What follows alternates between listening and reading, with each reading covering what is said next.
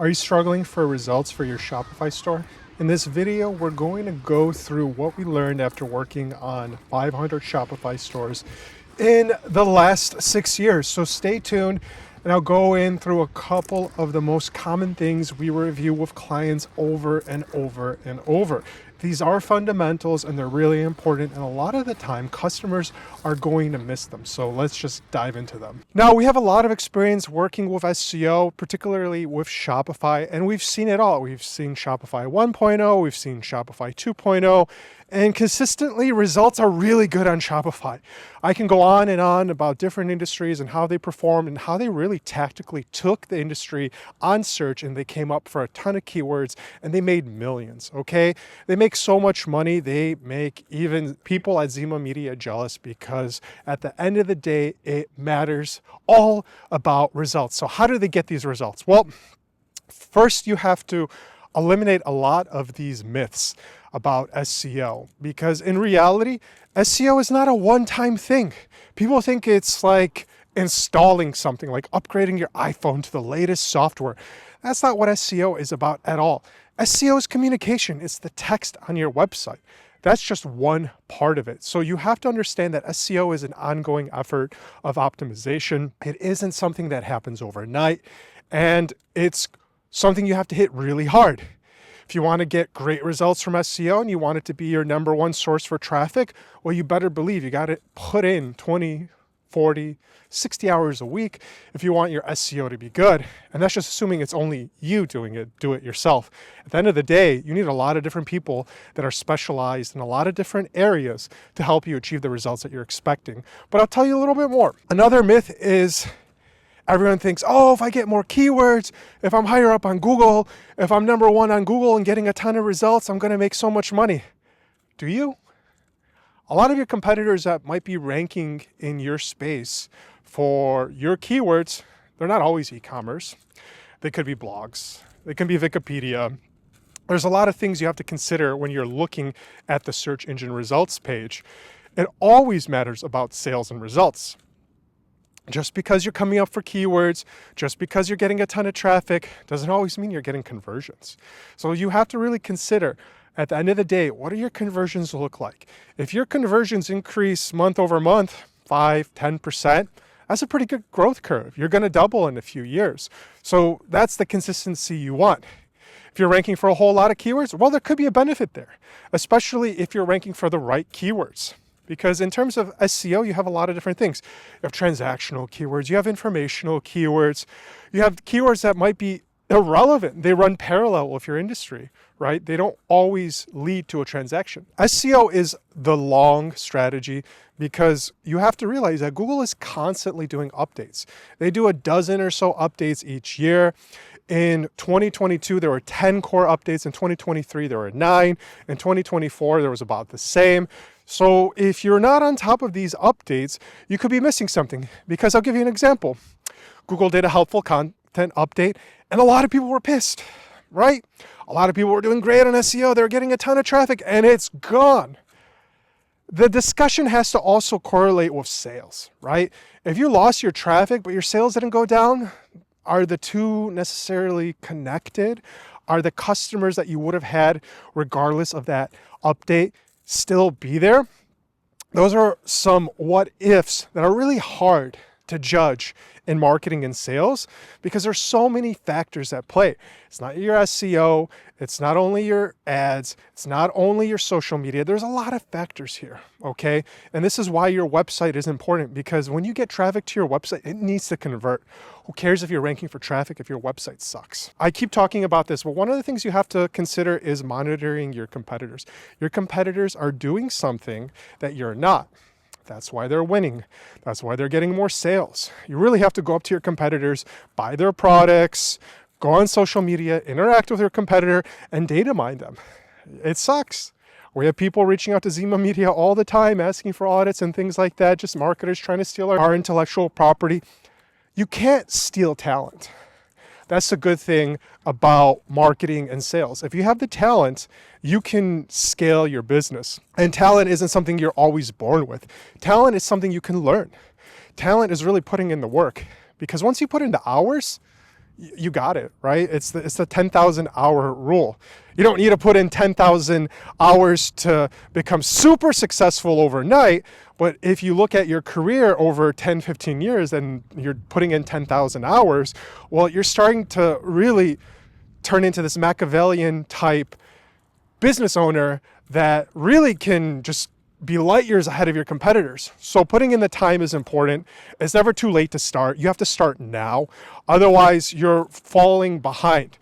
If you're in established industries like fashion or cosmetics or things like that, like coffee, for instance, the internet's pretty old now, right? It's older than some of the people watching this video. You have to start now because some of them have been doing this for 20 years. And one of those things is, if you're in a really niche industry that's been established, it's been around, and they're terrible at online, well, this is where you can win with SEO. This is where you can get those quick wins that people believe happen, magically fall in your lap, and you magically become a millionaire because, making money is so easy, right? So there's a comprehensive approach to SEO. There's the technical SEO side of things. Technical SEO was very important early on in Shopify 1.0. There are a lot of things that were broken.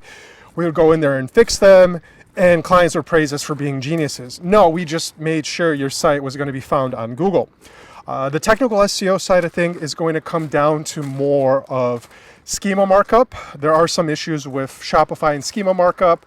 You have to work with a developer because, as we know in previous videos, improving your schema is how you are going to be found by the ChatGPT AIs of the world, so you come up in ChatGPT search. ChatGPT search is more important than, I would say, Google SEO or Bing SEO, since it's changing the game by how customers are going to interact with information, how they're going to find your business. I always tell my peers and my clients and customers, just drop your name into ChatGPT and see what you find out. And if it's accurate, well, make it better. If it's not accurate, you have to spend a little bit more time improving how you're going to be perceived by these AI search engines. All of this hinges on content creation. You have to regularly add content, okay? You have to be active on social. All of these little things are going to telegraph. If you're running ads on Google and you're doing Performance Max, you better believe that Google has a deal. It does with TikTok, so it can get traffic and cross-pollinate that traffic and share data. A lot of these advertisers, they do share data, and that's how you get better experiences, because if advertisers spend more on these platforms, advertisers make more, businesses make more, agencies make more, and that's the win-win you want to see. And that win-win is always going to happen on these platforms. Now, if you're writing content consistently, how much content should you write, Mike? What should I do? What should I talk about? I don't have an answer for that. That's all based off of your industry, your competitors. You have to do that analysis, okay? If you're not writing anything, you have to get from 0 to 1.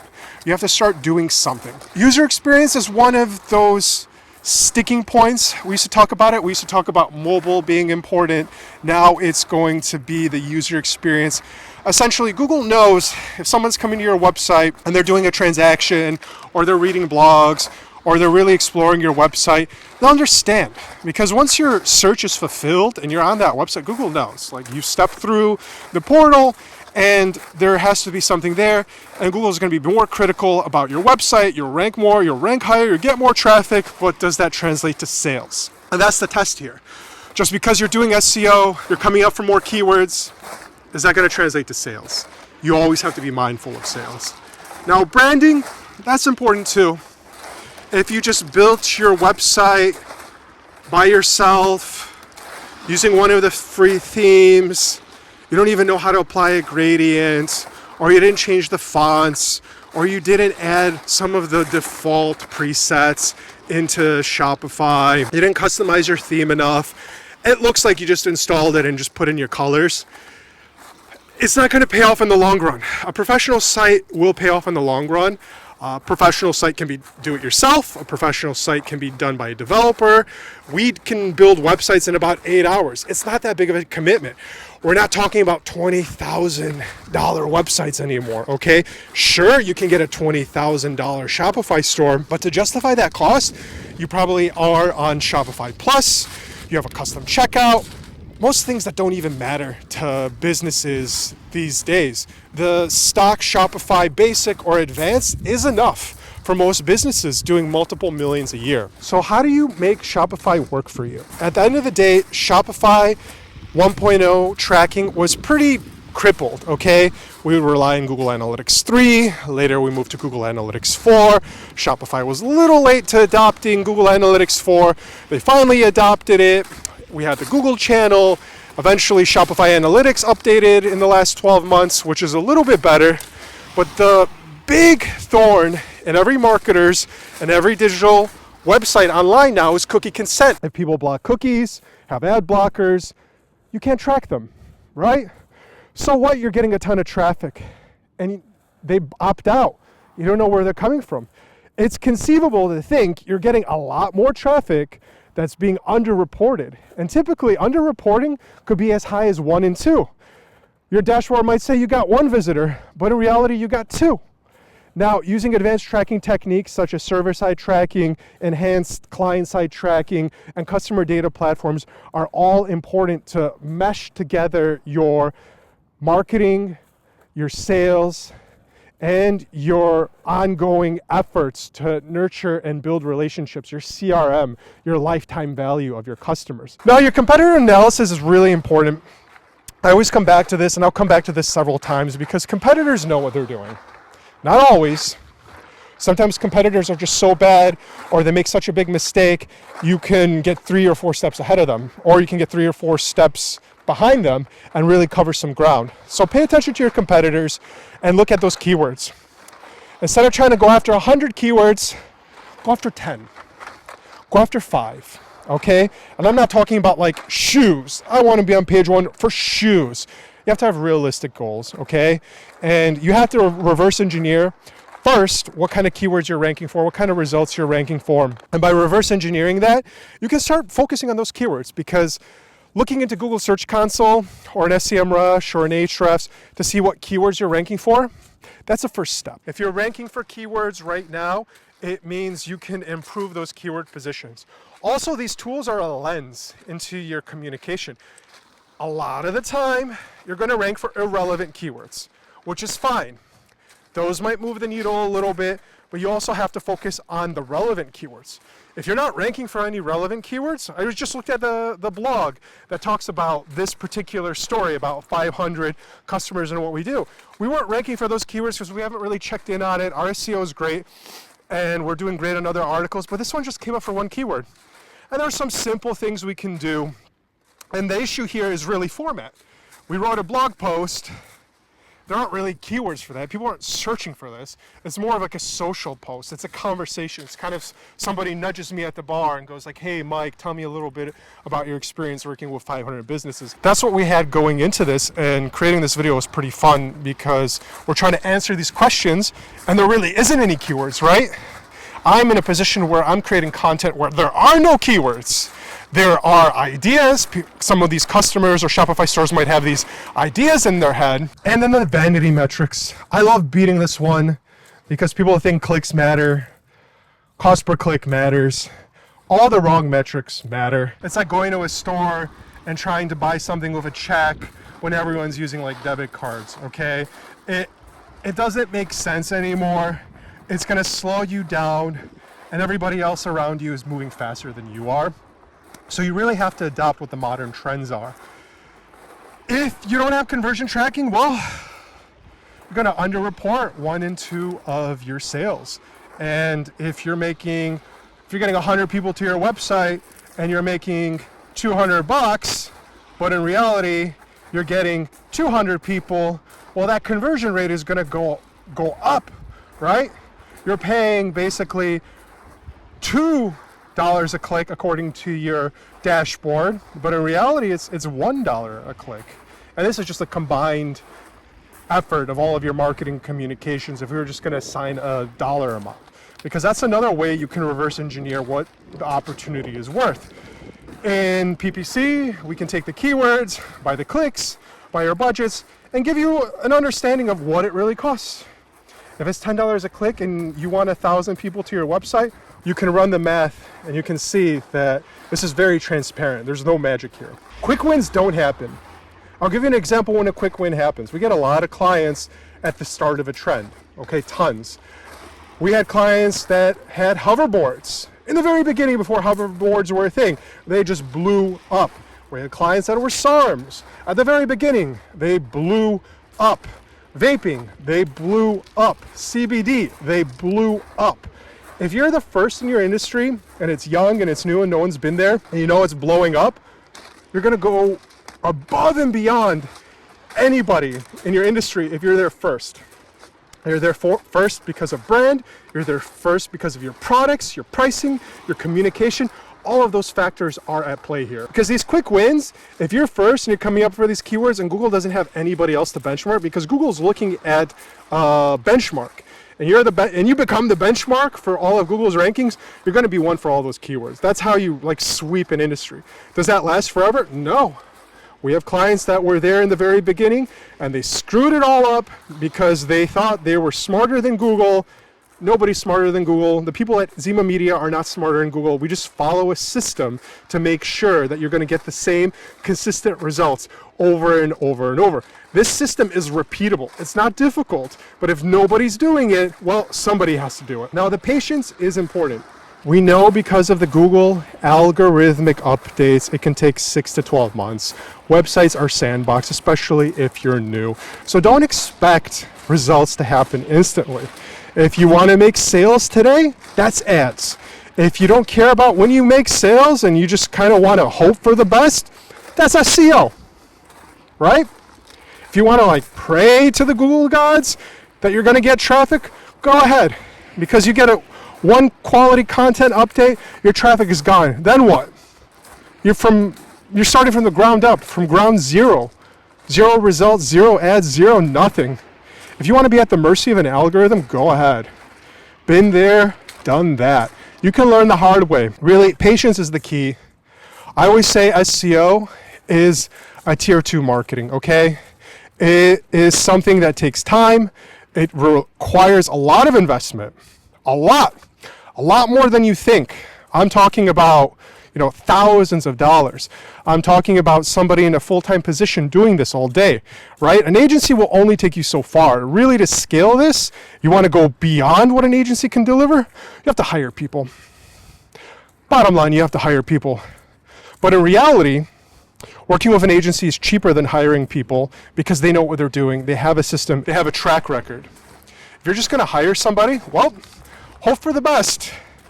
If you've never hired anybody from marketing and sales, well, you're going to learn. It's going to take you years to learn. It doesn't happen overnight because you have these other responsibilities you have to deal with. If you're going to do all of this do it yourself, I'm rooting for you. It's going to take up a lot of your time. It's going to strain a lot of your relationships. It's not going to be easy, and you're not going to know what success looks like. You'll learn. But trust me, you're going to have to rely on partners to get a sense of what's working and what's not working. It's like learning how to use a compass for the first time. When it's sunny, yeah, compass is great. You'll get around. But when it's dark, how are you going to figure out how to get home with the stars? You're lost in the woods, right? There's big scary bears out there. What are you going to do then? You can do it yourself. You can make a campfire, sit around it and hope for the best. But the benefits of hiring an expert is it saves you time. If you don't understand this simple equation that time is finite, you're running out of time, and you're just wasting time, do you want to run a business or do you want to become an SEO manager for an agency? Those are two very different things. If you neglect your business, see what happens.